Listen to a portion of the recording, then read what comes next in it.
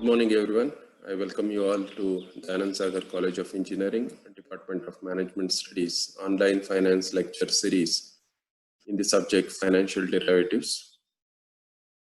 We are in the third module, and today we'll be discussing on valuation of the option contracts.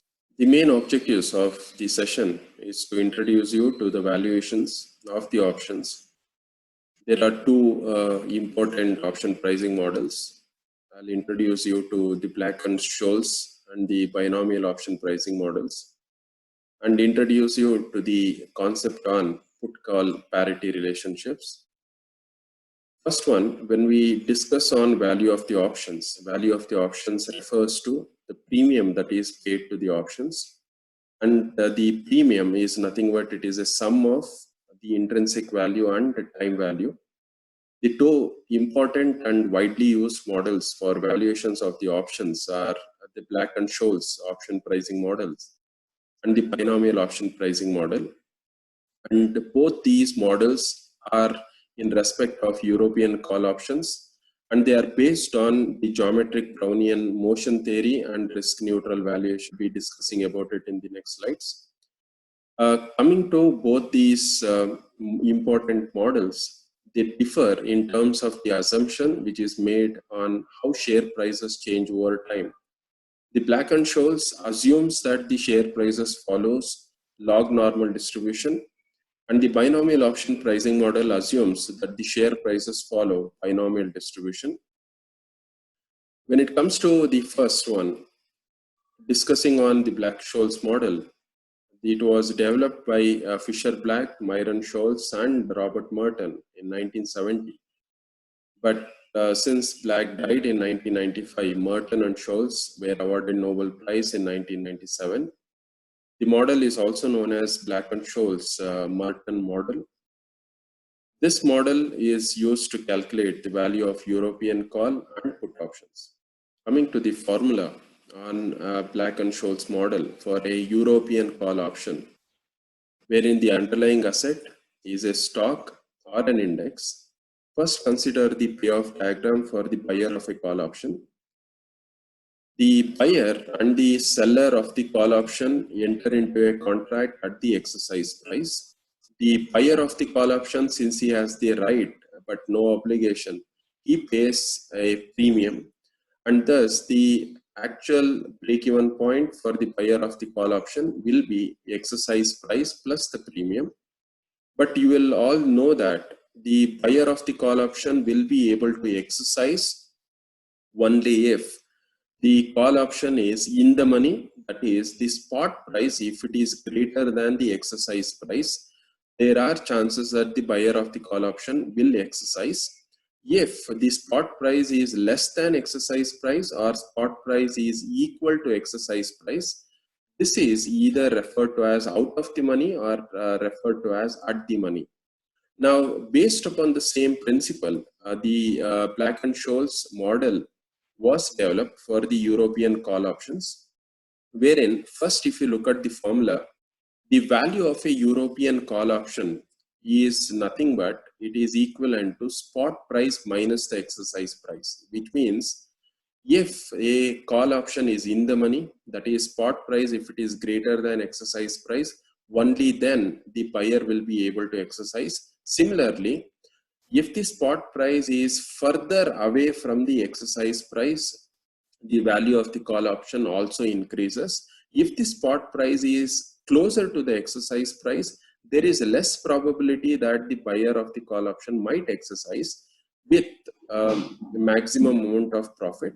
And for that reason, the call option is always given as spot price minus the exercise price. Now, there are two terminologies which are there. One is e power minus RT. We have discussed on finding out the present value. Present value is nothing but future value divided by 1 plus I raised to the power of n. But on a continuously compounded, we find out the discounted value of the future price by considering future value divided by e power RT. So if you want to discount the exercise price, if the exercise price has to be discounted, we always consider the exercise price into e power minus RT. And there are two terminologies which are associated. One is referred to as ND1 and another is referred to as ND2. Now, just consider at this point of time that these are nothing but weightages which is associated with the spot prices as well as the exercise price. So if the weightage is given more to the spot price being greater than the exercise price, the buyer will make more profit. If that is the case, the value of the call option will also be higher. If the weightage that is assigned to the exercise price is greater when compared to that of the spot prices, then the spot price might be, there are chances that the spot price will be much closer to the exercise price. The buyer will make lesser profit and thus the value of the call option will also be less. And for that reason, if you now consider the value of the D1, the value of the D1 is in turn dependent upon two concepts. One is, if you look at here, it is nothing but it is the log of spot price divided by the exercise price. That means if the spot price is greater than the exercise price, there are more chances that the buyer will be able to exercise and make profit.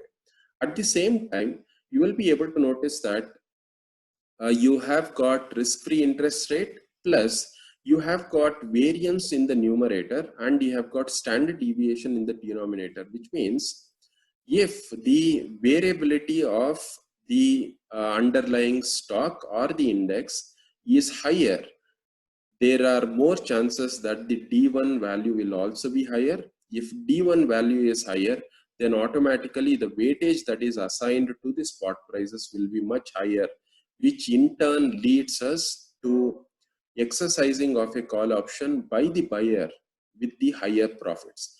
And thus, D2 is nothing but D1 minus standard deviation into root T. So you will be able to now notice that to consider at this point of time that D1 and D2 refers to the weightages that is assigned. Now in specific, what does, in this formula, why do we consider N D1 as well as N D2? Now ND here refers to the value of cumulative normal density function, which is found from the standard normal curve tables which are there. Now, ND1 and ND2 are nothing but these are the probabilities that a random variable having a standard normal distribution will have the values less than D1 and D2.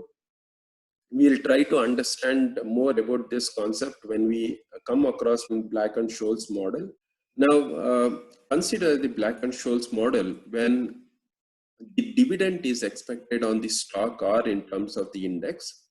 Now, the formula of the call option will almost remain the same, except for you will be able to notice if the dividend, annual dividend rate on stock or index is represented by delta. Remember that when we did the valuation for the forward or the futures contract, if dividend is expected on a stock or in terms of an index, since a dividend is always considered as a benefit, we will try to remove that effect of the dividend on the forward contracts or in terms of the futures contracts. We will use the same analogy here. If any dividend is given, the effect of the dividend has to be always removed. And for that reason, when you look at now the formula of the call option, the call option is nothing but, the value of the call option is nothing but spot price minus in terms of the present value of the exercise price. But since we want to remove this effect of the dividends, where annual dividend rate on the stock or index is represented by delta. So what we do here is, if I find out the continuous compounded rate of the dividends, this effect of the dividend is discounted. The spot price is discounted for the present value of the dividend And by doing so, the effect of the dividends will be removed from this equation. So the call option will be nothing but S naught into e power minus delta t, and rest other formula remains the same. And when you take in terms of the weightage, specifically for D1, you will be able to notice the effect of the annual dividend rate is removed from the equation by considering R minus delta. Rest other formula remains as it is.